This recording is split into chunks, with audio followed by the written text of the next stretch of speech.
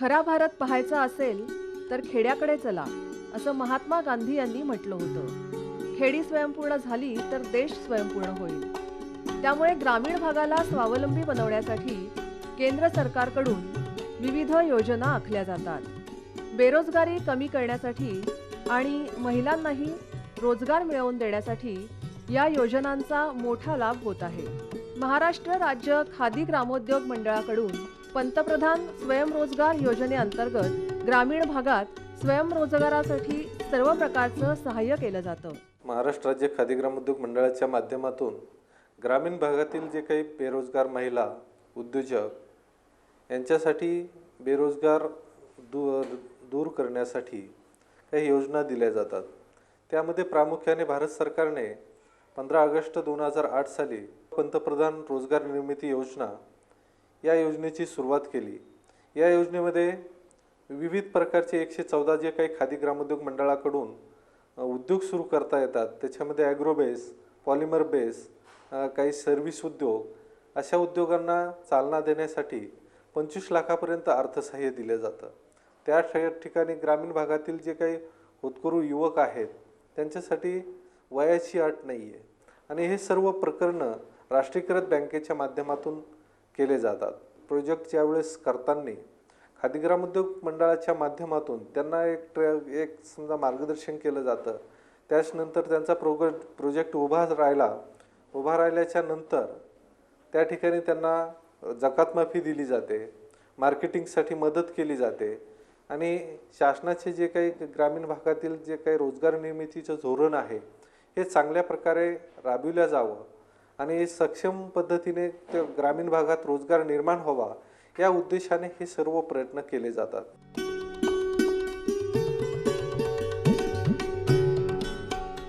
खादी ग्रामोद्योग मंडळाच्या पंतप्रधान स्वयंरोजगार योजनेचा लाभ घेऊन महाळुंगे गावातल्या उत्तरा जाधव यांनी स्वतःचा कृषीपूरक उद्योग सुरू केला आहे. जाधव यांनी सुरुवातीला शाळेत शिक्षिकेची नोकरी केली. मात्र स्वतःचा व्यवसाय सुरू करण्याच्या ओढीनं त्यांनी खादी ग्रामोद्योग मंडळाच्या योजनांची माहिती मिळवली. त्यातूनच पीयूष एंटरप्राइजेसचा जन्म झाला. अशी पाहिले तर हाऊसवाईफ, पण लहानपणापासून काहीतरी स्वतःचा उद्योग स्वतःचा असावा. नोकरी कधीच आवडली नाही, तरी सुद्धा थोडी वर्ष शिक्षिकेची नोकरी केली. पण मग त्याचबरोबर घर आणि मुलीचा अभ्यास वगैरे सांभाळून मी कुठे छोटे लोकांना चिरोटे करून दे, फर टॉईज करून दे, असं करून स्वतःचं काहीतरी करत होते. माझ्या मुलीला आणि माझ्या मिस्टरांना custard, fruit salad, jelly, milkshake हे खूप आवडायचं. पण हे सतत विकत आणून करून देण्यापेक्षा माझं डोक्यात हे आलं की आपण हा का नाही एक याचा विचार करू. म्हणून थोडंसं इंटरनेटवर मी सर्च केलं आणि लक्षात आलं की ही इंडस्ट्री खूप मोठी आहे आणि याच्यात आपल्याला खूप वाव आहे. तर यांचे एक मित्र आहेत, त्यांना मी विचारलं मला तुमच्याकडे नोकरीला ठेवा, पाहिजे तर मी ट्रेनिंग घेते त्यांच्याकडे. मी त्यांच्याकडे ट्रेनिंग घेतलं आणि ट्रेनिंग घेता घेता मनाशी निर्धार पक्का केला की आपण हाच व्यवसाय करायचा आणि आपण ह्याच्यातच घ्यायचं. हे सगळं असलं तरी पैशाचा प्रश्न खूप मोठा असतो. एवढा मोठा पैसा उभा कसा करायचा हा माझ्या पुढे एक प्रश्न होता. मला कुठूनच कळलं की खादी ग्रामोद्योगमध्ये अनेक योजना आहेत. म्हणून मी खादी ग्रामोद्योगमध्ये जाऊन भेटले. तिथे श्रीयुत सुरुंग साहेब यांची माझी भेट झाली. माझं सेंट्रल बँकेकडून फेब्रुवारी महिन्यामध्ये प्रोजेक्ट अप्रूव्हल झालं आणि मला त्याचे पैसे मिळाले. आज मी हे छोटंसं युनिट उभं केलेलं आहे. माझ्याकडे 10 लोक कामं करतात. आज मी माझ्याबरोबरच 10 जणांना काम देऊ शकते, याचा मला खूप आनंद आहे. आणि माझं प्रोजेक्ट हे PMEGP म्हणजे पंतप्रधान स्वयंरोजगार योजना याच्या अंतर्गत आहे. याचा अर्थच असा आहे की तुम्ही तुमच्याबरोबर 4 लोकांना सुद्धा रोजगार उपलब्ध करून द्यावं. एकतर ते झाल्यानंतर आम्हाला ट्रेनिंग दिलं होतं कस्तुरबामध्ये. ते ट्रेनिंग इतकं इंटरेस्टिंग हळूहळू होत गेलं की आम्हाला व्यवसायामध्ये काय काय अडचणी येतात आणि त्याच्यावर कशी मात करायची ते सुद्धा त्या ट्रेनिंगमध्ये शिकवलं. उद्योग उभा करण्यासाठी पंतप्रधान स्वयंरोजगार योजनेअंतर्गत त्यांना अर्थसहाय्य मिळालं. त्यानंतर त्यांनी व्यवसायाला सुरुवात केली. इन्स्टंट मिल्कशेक तयार करण्यासाठी इन्स्टंट पावडरीचं उत्पादन हे त्यांच्या व्यवसायाचं प्रमुख वैशिष्ट्य. त्याबरोबरच कस्टर्ड पावडर आणि मुलांना आवडणाऱ्या जेलीचं उत्पादनही त्यांनी घेतलं. माझं प्रॉडक्ट आहे कस्टर्ड आहे. कस्टर्डमध्ये 3-4 फ्लेवर्स आहेत माझ्याकडे. Strawberry, raspberry, pineapple, vanilla. नंतर जेली आहे. जेलीमध्ये त्याच्यात पण आहे रास्बेरी, पायनॅपल, मँगो ही सगळी आहेत. आणि माझ्याकडे फ्लॅगशिप प्रॉडक्ट म्हणजे माझं मिल्कशेक आहे. मिल्कशेक माझ्याकडचं जे आहे ते 11 फ्लेवर्समध्ये मिल्कशेक्स आहेत.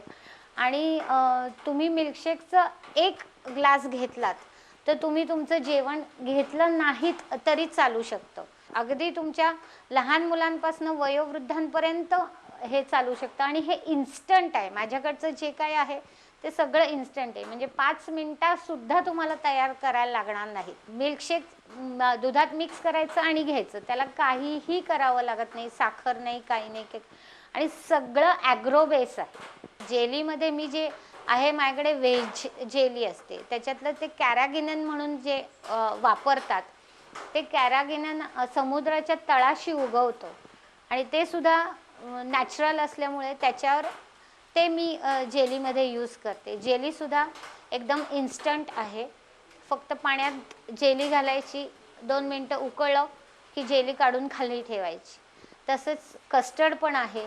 ते कस्टर्ड तयार होतं म्हणजे जेव्हा आपण स्टार्च विकत आणतो ते ओव्हनमध्ये ठेवतो आम्ही 1 तास. त्याच्यातलं ते पूर्णपणे त्याच्यात बाष्प जे साठलेलं असतं ते पूर्णपणे काढून घेतो.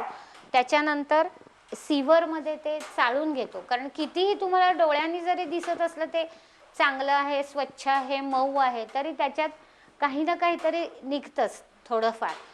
आणि मग त्याच्यानंतर मग ते ब्लेंडरमध्ये टाकतो. त्याच्यात जी काय असेल ती प्रोसेस, मग त्याच्यामध्ये फ्लेवर्स, कलर्स हे सगळे येतात. सगळ्या गोष्टी अतिशय उत्कृष्ट दर्जाच्या वापरलेल्या आहेत आणि ॲग्रो बेस आहेत. म्हणजे असं कुठलंच नाही की काही वेगळं वापरलं आहे त्याच्यात.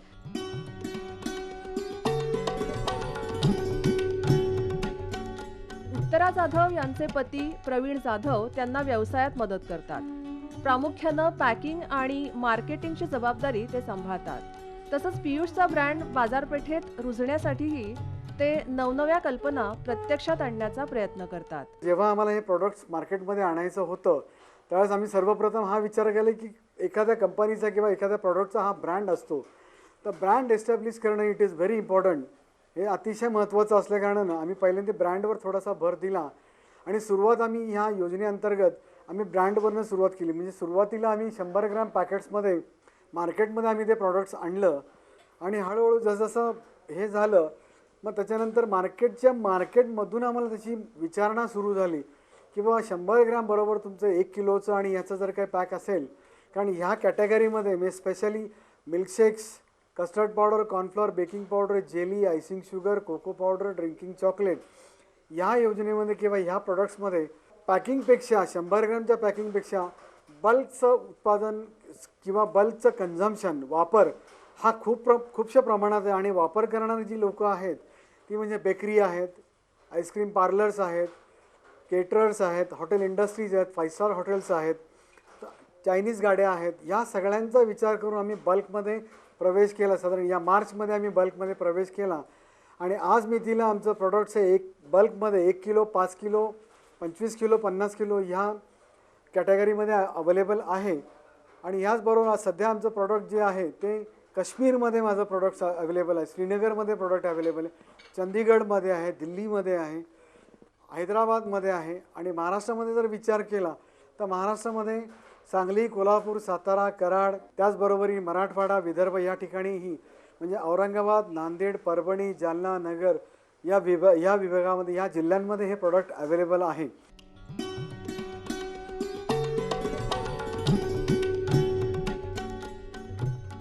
उत्तरा जाधव यांच्याप्रमाणेच अनेकांनी खादी ग्रामोद्योग मंडळाच्या योजनांचा लाभ घेतला पाहिजे. कारण मंडळाकडून वेगवेगळ्या गटांसाठी वेगवेगळं अर्थसहाय्य देऊन प्रोत्साहन दिलं जातं. आणि उत्पादनाला बाजारपेठ मिळवून देण्यासाठीही मदत केली जाते. सेवा उद्योग घटकामध्ये आपण 10 लाखापर्यंत अर्थसहाय्य करतो आणि उत्पादक घटक जो आहे यासाठी 25 लाखापर्यंत आपण अर्थसहाय्य त्यांना करतो. त्या ठिकाणी विकर शिक्षण असतील, महिला असतील त्यांच्यासाठी 35% अर्थसहाय्य दिलं जातं सबसिडीच्या स्वरूपात आणि जनरल प्रवर्ग आहे त्याच्यासाठी 25% अर्थसहाय्य आपण त्यांना दिलं जातं. त्याच पद्धतीने मार्केटिंगसाठी त्यांना बाजारपेठ मिळावी या ठिकाणी जिल्ह्याच्या ठिकाणी एक मार्केटिंग सेंटर असतं. त्या ठिकाणी सोसायटीच्या माध्यमातून एक शॉप आहे, त्या शॉपमध्ये त्यांना उत्पादन विक्री त्यांची वाढावी यासाठी त्यांचा माल त्या ठिकाणी ठेवला जातो. त्याचबरोबर जिल्हा स्तरावर काही प्रदर्शन असतात, राष्ट्रीय स्तरावर काही प्रदर्शन असतात, आंतरराष्ट्रीय स्तरावर काही प्रदर्शन असतात. त्यामध्ये सुद्धा या युनिटना सहभागी करून घेतलं जातं आणि त्या ठिकाणी त्याचा खर्च सर्व शासन बेअर करतं आणि त्याला जास्तीत जास्त अर्थसहाय्य सक्षम करण्याचा प्रयत्न करतं.